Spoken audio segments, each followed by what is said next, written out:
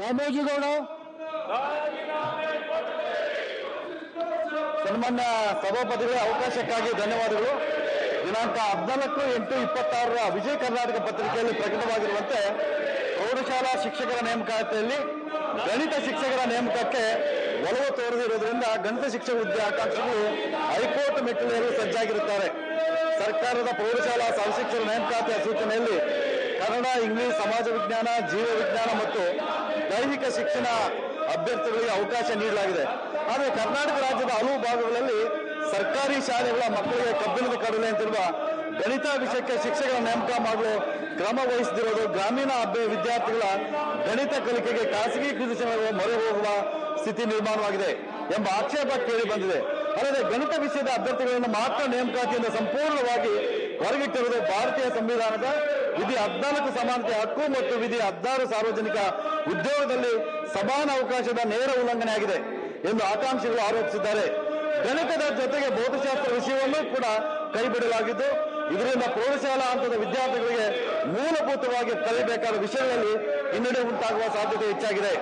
ಈಗಾಗಲೇ ಬಹುತೇಕ ಸರ್ಕಾರಿ ಶಾಲೆಗಳಲ್ಲಿ ಗಣಿತ ವಿಷಯದಲ್ಲಿ ವಿದ್ಯಾರ್ಥಿಗಳು ಹಿಂದುಳಿದಿದ್ದು, ಈಗ ಶಿಕ್ಷಕರ ಅಭಾವವಿರುವ ಶಾಲೆಗಳಿಗೆ ಹೊಸದಾಗಿ ಶಿಕ್ಷಕರನ್ನು ನೇಮಕ ಮಾಡದೇ ಇರುವುದು ಮಕ್ಕಳ ಕಲಿಕೆಗೆ ಮತ್ತಷ್ಟು ಸಮಸ್ಯೆ ತಂದೊಡ್ಡಿದೆ ಎಂಬುದು ಶಿಕ್ಷಕ ಹುದ್ದೆ ಆಕಾಂಕ್ಷಿಗಳ ವಾದವಾಗಿದೆ.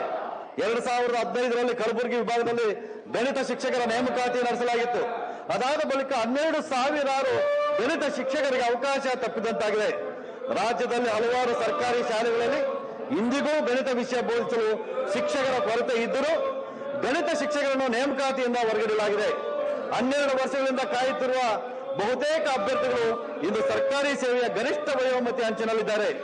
ಈ ನೇಮಕಾತಿಯಲ್ಲೂ ಗಣಿತ ವಿಷಯಕ್ಕೆ ಅವಕಾಶ ನೀಡದಿದ್ರೆ ಮುಂದಿನ ನೇಮಕಾತಿ ಬರುವಷ್ಟರಲ್ಲಿ ಇವರೆಲ್ಲರೂ ಏಜ್ ಬಾರ್ ಆಗಲಿದ್ದಾರೆ.